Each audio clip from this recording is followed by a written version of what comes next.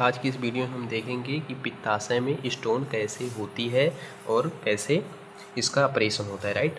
सबसे पहले जो स्टोन होती है वो हमारे ऑक्जेलेट एक प्रकार का पदार्थ होता है, उससे बनती है। और ऑक्जेलेट जो होता है टमाटर में और टमाटर में पाया जाता है और पालक में पाया जाता है। किस में पाया जाता है? पालक में। टमाटर और पालक में सबसे ज़्यादा ऑक्जेलेट नामक पदार्थ पाया जाता है, इसलिए डॉक्टर इसे पथरी होने के बाद बिल्कुल मना करते हैं खाने के बाद। अब सबसे पहले मान लीजिए हम खाना खाते हैं तो सबसे पहले वो अमाशय में जाता है। ये हमारा अमाशय है, ठीक है। और अमाशय में HCl होता है। HCl जो होता है खाने को अम्लीय बनाता है। क्या बनाता है? अम्लीय बनाता है। उसके बाद खाना जाता है किसमें? छोटी आंत में। हमारी छोटी आंत होती है, ठीक है। और अमाशय और छोटी आंत में एकदम सौतन वाला दुश्मनी है।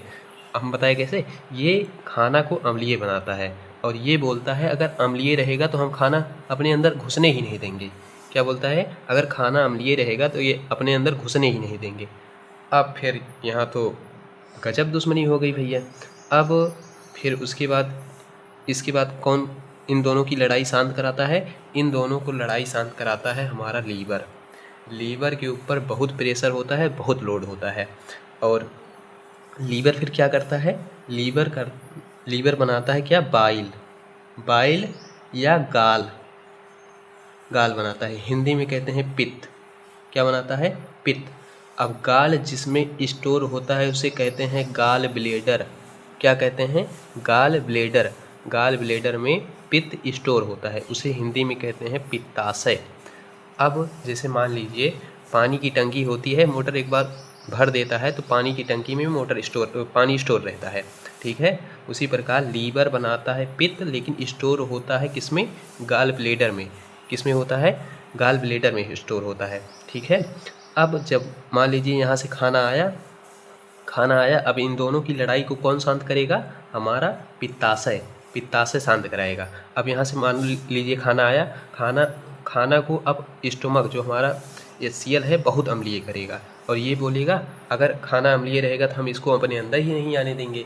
तब फिर जो हमारा पित्ताशय होता है, जो पित्त होता है, वो बहुत ज़्यादा कड़वा होता है। करेला जानते हो ना?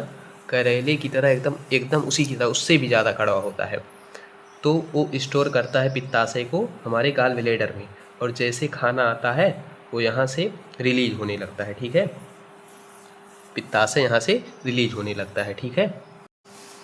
फिर खाना हमारा कैसे हो जाता है? क्षारीय हो जाता है और ये आराम से पचने देता है छोटी आंत। नहीं तो अगर अम्लीय होता तो पचने ही नहीं देता, यहाँ प्रॉब्लम हो जाती।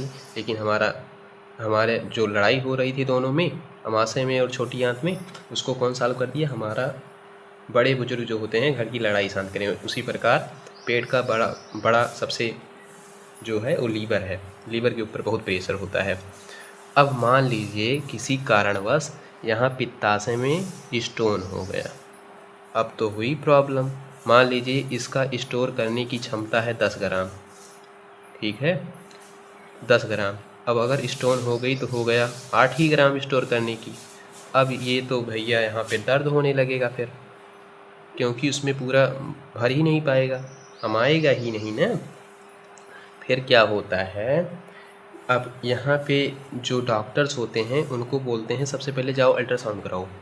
जब अल्ट्रासाउंड की वेव जाती हैं तो अगर कोई पत्थर खा, पहले बात तो जो अल्ट्रासाउंड की वेव होती हैं वो पेट को आर पार करके चली जाती हैं, मसल्स को, क्योंकि पेट में कोई हड्डी नहीं होती हैं, हड्डियों को पार नहीं कर पाते हैं अल्ट्रासाउंड।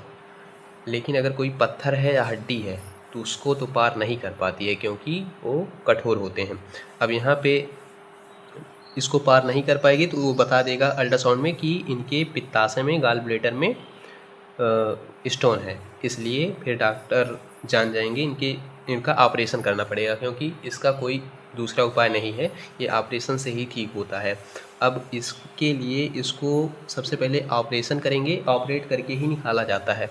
जब ऑपरेट कर देंगे ना फिर तो इनको बहुत प्रॉब्लम होगी जिनको पथरी हुई है, क्योंकि जब हम खाना खाते हैं तो ये तो निकाल देता है। अब स्टोर होने, जैसे पानी की टंकी है, पानी की टंकी अगर हटा दे तो क्या हमारा बाइल थोड़ी ख़त्म हो जाएगा?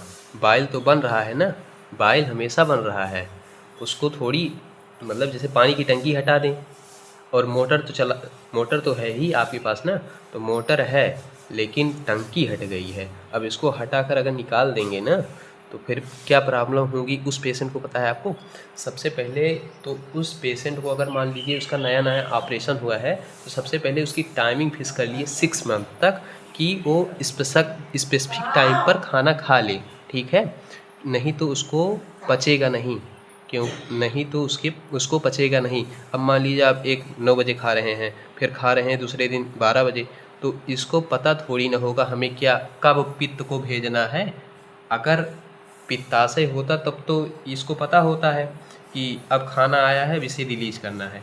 लेकिन ये तो सिर्फ अगर पित्ताशय हट गया तब इसके ऊपर सारा लोड आ गया, और जब इसके ऊपर सारा लोड आ गया ना तो ये समय समय पर ही उसको मतलब बाइल्स को रिलीज करेगा, नहीं तो नहीं करेगा।